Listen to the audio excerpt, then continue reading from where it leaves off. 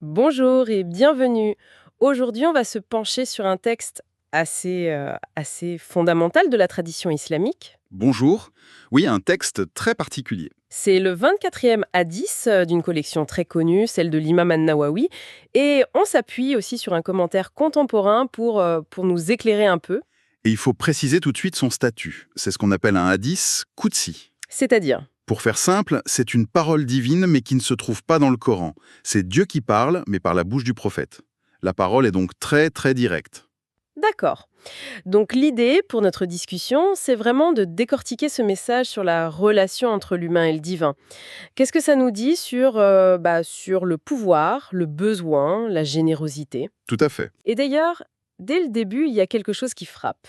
Le texte commence et recommence avec la même interpellation. Ô mes serviteurs, Ya Ubaidi. On l'entend sans cesse. Oui, cette répétition. Elle crée un rythme, une insistance. Ça nous oblige à nous arrêter et à écouter. C'est ça. C'est le point de départ de tout le reste. C'est le fil conducteur. Peu importe ce que vient après, que ce soit l'égarement, la faim, le péché, tout est lié à cette relation. L'objectif du texte, c'est de nous faire ressentir ce que le commentaire appelle la magnificence de Dieu, tout en nous montrant notre dépendance. C'est un exercice d'humilité en fait. Alors, entrons dans le vif du sujet. Le texte commence par trois affirmations assez directes sur la condition humaine. La première, ô mes serviteurs, vous êtes tous égarés, sauf celui que je guide. Demandez-moi donc de vous guider, et je vous guiderai. Mhm. Et ensuite, on retrouve exactement la même structure pour la faim et le vêtement. Vous avez tous faim, sauf celui que je nourris. Puis, vous êtes tous nus, sauf celui que j'habille. Le schéma est simple, un manque, une solution divine et une invitation à demander. Mais ce qui est vraiment intéressant ici, c'est l'ordre. Ah oui. La guidance spirituelle est mentionnée en premier, avant même de parler de manger ou de se vêtir. C'est vrai, c'est un peu contre-intuitif. On s'attendrait à ce que les besoins de survie physique, le pain, l'eau, passent en premier. Pourquoi commencer par la guidance spirituelle? Parce que cette hiérarchie, elle suggère que le besoin le plus fondamental de l'être humain, c'est de trouver un sens, une direction. On peut survivre à la faim quelques jours. On peut se cacher si on est nu. Mais vivre sans guidance, c'est être perdu au sens le plus profond du terme. D'accord. D'ailleurs, le commentaire raconte une petite anecdote à ce sujet sur l'imam al-Bukhari, un très grand savant. Oui. Il arrive à la Mecque et il reste enfermé chez lui plusieurs jours. Il ne peut pas sortir pour aller enseigner. Et la raison est toute simple, il n'avait pas de vêtements convenables. Ça montre bien qu'on peut manquer de biens matériels, même les plus grands, mais si on a la guidance, on a l'essentiel. Le reste est presque secondaire. C'est là que ça devient vraiment intéressant. Le texte insiste sur notre dépendance, ce qui pourrait sembler négatif, un peu infantilisant. Pourtant, le commentaire suggère que c'est tout l'inverse, que cette reconnaissance est une source d'élévation. Absolument. Il y a un renversement total de perspective. Je pense au fait que le Coran décrit les plus grands prophètes, David, Salomon, Abraham, par ce titre « Notre serviteur ». Exactement. Dans la vision du monde de ce texte, le plus grand honneur possible, ce n'est pas d'être un maître, mais d'atteindre le plus haut degré de servitude du bouddhia envers Dieu. Et ce n'est pas une servitude d'humiliation, non, au contraire, c'est une servitude de libération. On se libère de la dépendance à tout le reste, l'argent, le statut, l'opinion des autres, en reconnaissant cette seule dépendance fondamentale. Et on y arrive par deux mouvements: magnifier Dieu et en même temps reconnaître sa propre pauvreté face à lui. C'est une forme d'humilité assez radicale. C'est ça. Le commentaire donne deux exemples incroyablement forts pour illustrer ce point. Le premier, c'est Moïse. Hum, Avant même de devenir prophète, il fuit l'Égypte, il est seul, il est affamé, il n'a rien. Il s'assied à l'ombre et il fait cette prière, d'une simplicité désarmante. Quelle est cette prière? Seigneur, je suis pauvre pour tout bien que tu feras descendre sur moi. C'est tout. C'est une déclaration de besoin absolu. Il ne demande rien de spécifique, il se remet totalement. Et c'est juste après ce moment de vulnérabilité totale qu'il reçoit sa mission prophétique. La reconnaissance du besoin total qui précède l'élévation spirituelle. C'est... Oh là là, c'est puissant. Et le deuxième exemple? Le deuxième, c'est le prophète Mohammed lui-même. Au moment de l'expérience la plus intense de sa vie, le voyage nocturne, l'ascension, un événement d'une ampleur cosmique, ouais. Oui. Et comment le Coran le décrit à ce moment précis? Il dit « Gloire à celui qui a fait voyager de nuit son serviteur, Abdi ». Le titre utilisé pour l'homme qui vit cette expérience transcendante, ce n'est pas prophète, ce n'est pas messager, c'est serviteur. C'est le sommet de l'honneur. D'accord, donc on a cette image d'une humanité qui trouve sa noblesse dans la reconnaissance de sa dépendance.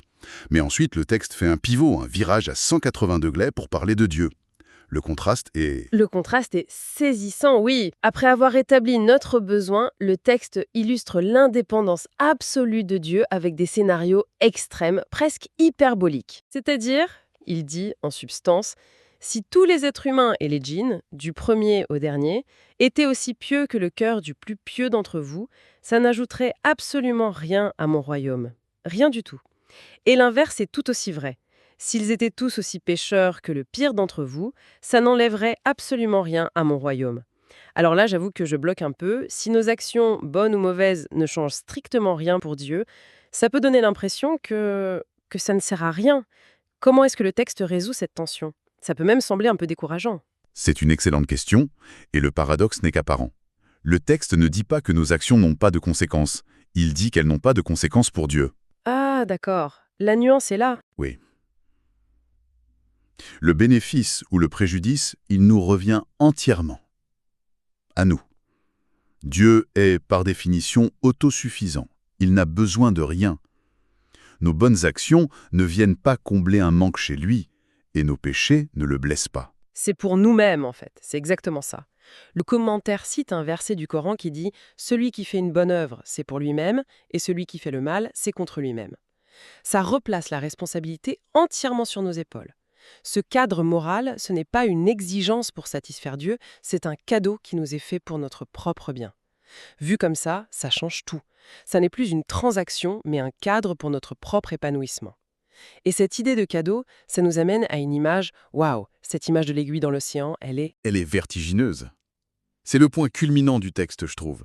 Oui, le hadith dit « Ô mes serviteurs, si du premier au dernier, humains et djinns, vous vous teniez sur une seule terre, que chacun me demandait ce qu'il désire et que j'accordais à chacun sa demande, cela ne diminuerait en rien ce que je possède. » Et c'est là que vient l'image. Pas plus que ce qu'une aiguille retire de la mer lorsqu'on l'y plonge. C'est une façon de dire que tous nos schémas de pensée sur la rareté et sur les ressources limitées ne s'appliquent tout simplement pas ici. C'est presque un bug pour le cerveau humain. C'est exactement ça. La métaphore est conçue pour faire exploser les limites de notre imagination. Dans nos vies, tout est fini. Même la personne la plus riche du monde a des ressources qui ont une fin. Du coup, quand on demande quelque chose à quelqu'un, on a une certaine retenue, c'est normal. Bien sûr, cette image nous dit « oubliez cette logique quand vous vous adressez à Dieu, demandez grand, demandez l'impossible », parce que sa richesse, c'est un océan, et toutes les demandes de toute l'histoire de l'humanité, ce n'est même pas la fine pellicule d'eau qui reste collée à une aiguille. C'est une invitation à ne pas avoir peur de rêver, d'aspirer à plus, absolument. Et le commentaire fait un parallèle fascinant avec une autre ressource divine qui est infinie, la connaissance. Ah oui. Il y a cette histoire dans la tradition où Moïse voyage avec un personnage, Al-Khidr. Ils sont sur un bateau, un oiseau se pose, trempe son bec dans la mer et s'envole. Et Al-Khidr dit à Moïse « Vois-tu la quantité d'eau que cet oiseau a prise ? Eh bien, ma connaissance, ta connaissance et la connaissance de toute l'humanité, comparée à la connaissance de Dieu, sont comme cette goutte d'eau par rapport à l'océan. C'est la même image, la même échelle, la même démesure. » Après ces images presque cosmiques, le texte nous ramène brutalement sur Terre. La conclusion, c'est le moment du bilan. Oui, la fin est très directe, très personnelle. Elle dit « Ô mes serviteurs, ce ne sont que vos actions que je compte pour vous, puis je vous en donnerai la pleine récompense. » Et ensuite, il y a deux chemins. Deux choix, oui. Que celui qui trouve le bien loue Dieu et que celui qui trouve autre chose ne s'en prenne qu'à lui-même. C'est très binaire. D'un côté, la gratitude, de l'autre, la responsabilité. Décortiquons ça. D'abord, que celui qui trouve le bien loue Dieu. Pourquoi ? Parce que, si on suit la logique du début du texte, la capacité même de faire le bien, la guidance qui nous y a menés, l'opportunité, tout ça est un don. La réussite n'est pas un accomplissement purement personnel. C'est une grâce qu'on a reçue, voilà. Le commentaire cite une parole des gens du paradis qui disent « Alhamdulillahi alladhi hadana li hada » Louange à Allah qui nous a guidés à ceci. Nous n'aurions jamais été guidés si Allah ne nous avait pas guidés. D'accord. Et pour la deuxième partie, que celui qui trouve autre chose ne s'en prenne qu'à lui-même. Ça semble dur. C'est le revers de la médaille. C'est la prise de responsabilité ultime. On ne peut plus blâmer les circonstances, les autres, le destin. Le choix nous appartenait. Et pour rendre ça très concret, le commentaire utilise une analogie simple mais très efficace. Laquelle? La vie, c'est comme entrer dans un immense supermarché avec un chariot vide. On a la liberté totale de le remplir avec ce qu'on veut. On peut choisir des aliments sains ou de la malbouffe, des choses utiles ou futiles. Le choix nous appartient. D'accord, je vois où ça mène. Mais à la sortie, il y a une caisse. On ne peut pas partir sans payer pour ce qu'on a mis dans notre chariot. Nos actions, ce sont nos choix dans ce supermarché. C'est une analogie qui marque. Ça rend l'idée de responsabilité très concrète, presque. Physique. Donc si on résume un peu ce parcours, on part de notre propre manque, notre dépendance, on contemple cet océan de générosité, et on finit avec notre chariot à la caisse. C'est tout un voyage. Et ce voyage ne doit pas rester purement intellectuel. La conclusion du commentaire insiste sur l'idée d'action, avec un concept qui s'appelle Zakat al-Ilm. L'aumône de la connaissance. C'est ça. L'idée, c'est que toute connaissance qu'on acquiert vient avec une responsabilité. Celle de la partager. Pas forcément de faire de grands discours, hein, mais de la transmettre, même de la façon la plus simple. La connaissance, ce n'est pas fait pour être gardé pour soi. Ce qui nous amène à une dernière pensée, pour la route. Oui, ce texte nous a mis face à l'infiniment grand, à l'océan. La question qui reste, peut-être, une fois qu'on a contemplé cet océan, ce n'est pas tant de savoir comment le traverser, mais plutôt, quelle est la plus petite goutte de connaissance ou de bien que l'on peut à notre tour partager avec notre entourage le plus proche?